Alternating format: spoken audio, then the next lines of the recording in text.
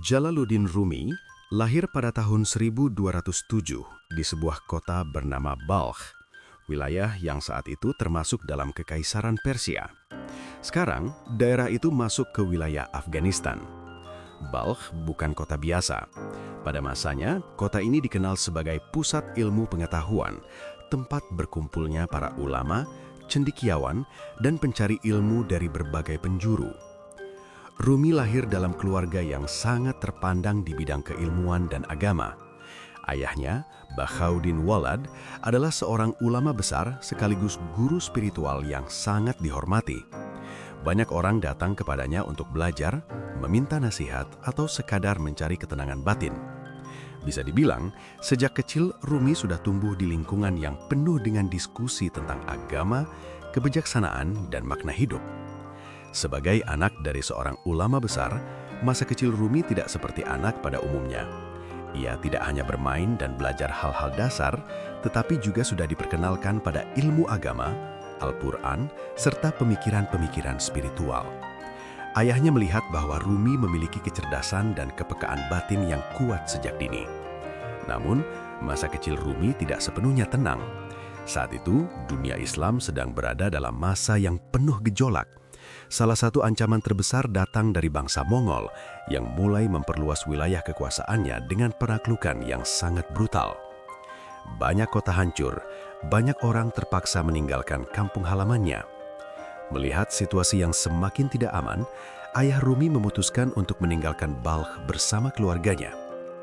Keputusan ini bukan hal mudah. Mereka harus meninggalkan rumah, murid-murid, dan kehidupan yang sudah mapan. Perjalanan mereka bukan perjalanan singkat. Mereka berpindah dari satu kota ke kota lain selama bertahun-tahun. Dalam perjalanan itu, Rumi kecil tidak hanya melihat dunia yang luas, tetapi juga menyaksikan bagaimana kehidupan bisa berubah dengan cepat, bagaimana keamanan bisa hilang, bagaimana manusia harus belajar melepaskan, dan bagaimana perjalanan hidup seringkali tidak berjalan sesuai rencana. Beberapa kisah bahkan menyebutkan bahwa dalam perjalanan itu, Rumi sempat bertemu dengan tokoh-tokoh besar dunia spiritual pada zamannya. Entah semua kisah itu benar atau tidak, yang jelas masa kecilnya diwarnai oleh perjalanan panjang, perpisahan, dan pencarian. Akhirnya, setelah melalui berbagai kota, keluarga Rumi menetap di sebuah tempat yang kelak akan menjadi bagian penting dalam hidupnya. Konya, di wilayah Anatolia, yang sekarang termasuk negara Turki. Di kota inilah kehidupan Rumi mulai menemukan arah baru.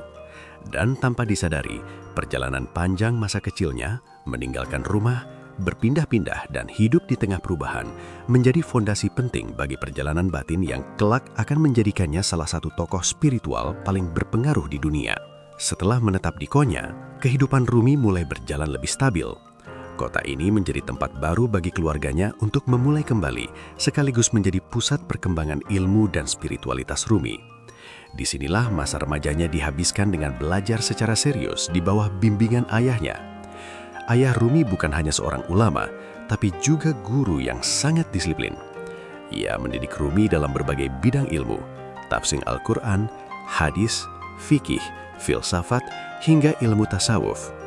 Sejak muda, Rumi dikenal sebagai murid yang cerdas, tekun, dan memiliki daya ingat yang kuat. Ia tidak hanya belajar untuk memahami, tetapi juga untuk merasakan makna di balik setiap pelajaran. Ketika Rumi masih berusia sekitar 20-an, sebuah peristiwa besar terjadi. Ayahnya, Bakhauddin Walad, wafat. Kepergian sosok yang selama ini menjadi guru sekaligus panutan tentu menjadi kehilangan besar. Namun, di saat yang sama, tanggung jawab besar juga jatuh ke pundak Rumi. Ia diminta untuk menggantikan posisi ayahnya sebagai guru dan pemimpin spiritual. Usianya masih muda, tetapi kemampuan dan ilmunya sudah diakui. Murid-murid ayahnya beralih belajar kepadanya. Majelis pengajiannya mulai ramai, ia mengajar hukum Islam, memberikan ceramah, dan menjadi rujukan masyarakat dalam berbagai persoalan agama. Pada masa ini, Rumi dikenal sebagai seorang ulama yang terhormat. Penampilannya rapi, cara bicaranya tenang, dan pemikirannya sistematis. Ia hidup seperti seorang sarjana besar, mengajar, menulis, berdiskusi, dan membimbing masyarakat. Untuk memperdalam ilmunya, Rumi juga melakukan perjalanan ke beberapa pusat keilmuan seperti Damaskus dan Aleppo. Di sana ia belajar kepada para ulama besar dan memperluas wawasannya. Setelah bertahun-tahun menuntut ilmu, Rumi kembali ke Konya dengan reputasi yang semakin kuat. Jika melihat kehidupannya saat itu, semuanya tampak sudah sempurna. Ia dihormati, memiliki murid yang banyak, hidup mapan, dan dikenal sebagai tokoh agama yang berpengaruh. Namun ada satu hal yang belum muncul dalam dirinya. Rumi saat itu adalah seorang ulama yang sangat rasional dan terstruktur. Ia memahami agama melalui ilmu, logika, dan aturan. Ia mengajarkan kebenaran, tetapi belum sepenuhnya mengalami ledakan cinta dan pengalaman batin yang mendalam, sesuatu yang kelak justru menjadi ciri khasnya. Hidupnya berjalan tenang dan teratur, sampai suatu hari, seseorang datang.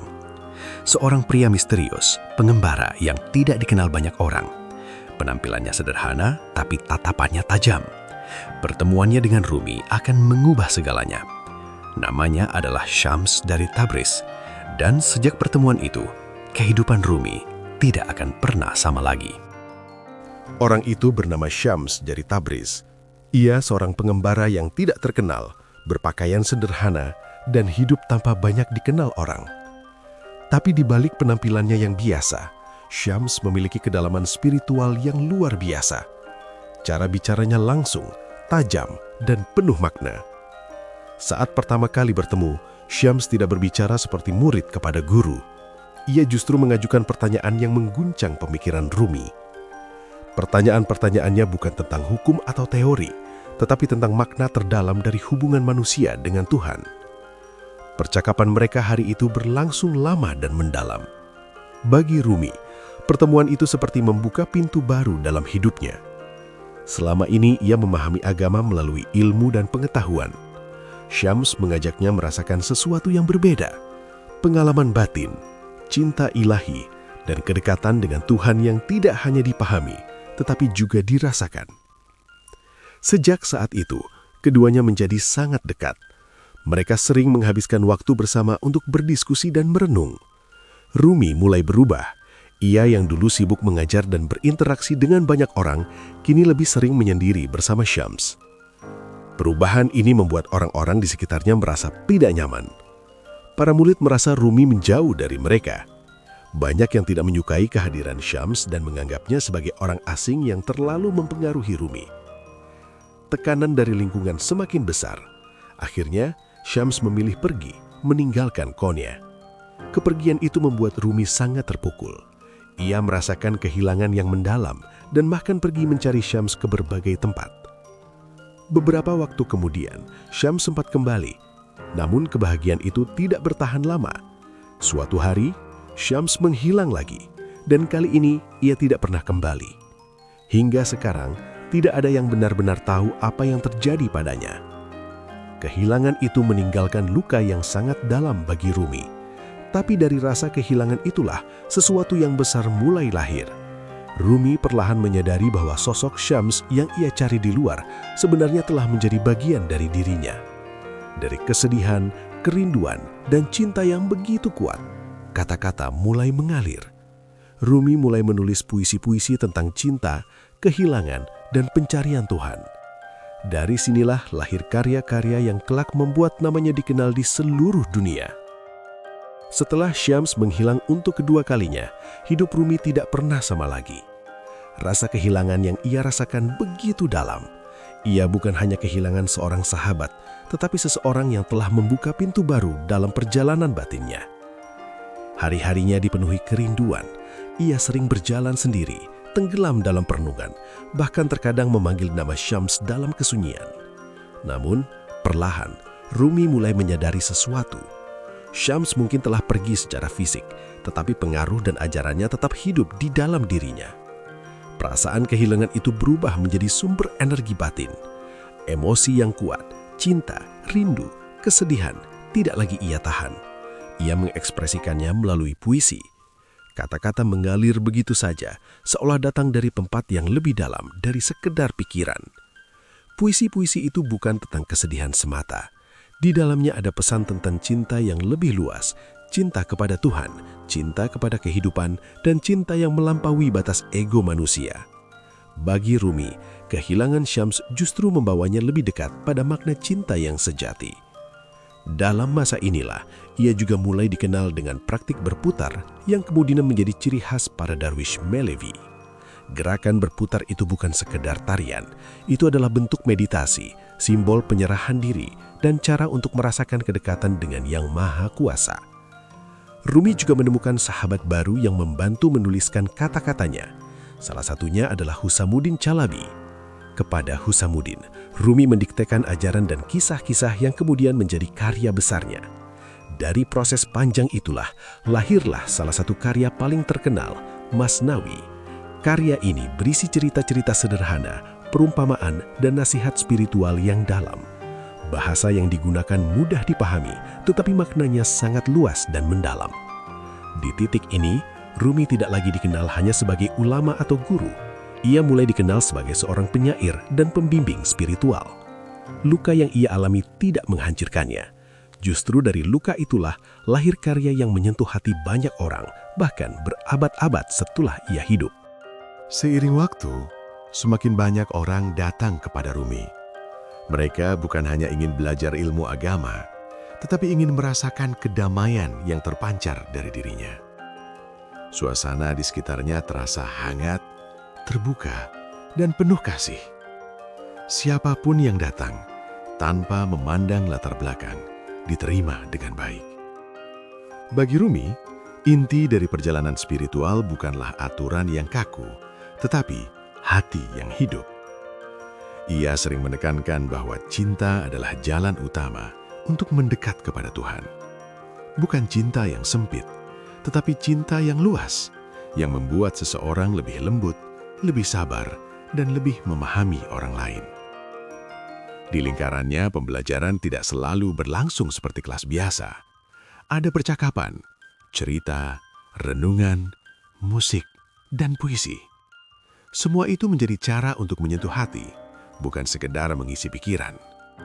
Rumi percaya, perubahan sejati terjadi ketika hati seseorang tersentuh.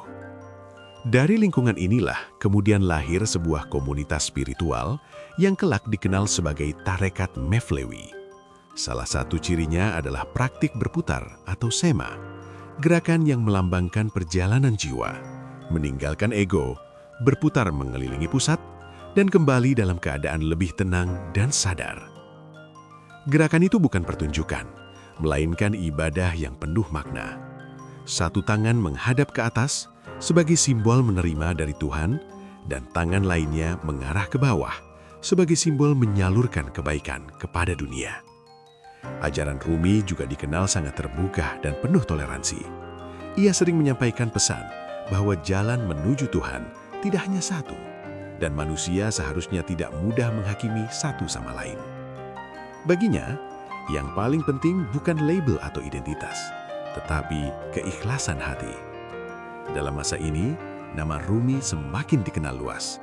Ia tidak hanya menjadi guru bagi murid-muridnya di Konya, tetapi juga menjadi sosok yang dihormati oleh masyarakat luas. Namun di balik semua itu, ia tetap hidup sederhana, menulis, mengajar, dan terus mengajak orang kembali pada satu hal yang sama, cinta sebagai inti kehidupan. Memasuki tahun-tahun terakhir hidupnya, Rumi tetap menjalani hari-harinya dengan mengajar, menulis, dan membimbing orang-orang yang datang kepadanya. Usianya semakin bertambah, tetapi semangatnya tidak berkurang. Ia terus berbicara tentang hal yang sama sepanjang hidupnya, cinta, keikhlasan, dan kedekatan dengan Tuhan. Bagi Rumi, kematian bukanlah sesuatu yang menakutkan. Ia justru melihatnya sebagai momen pertemuan.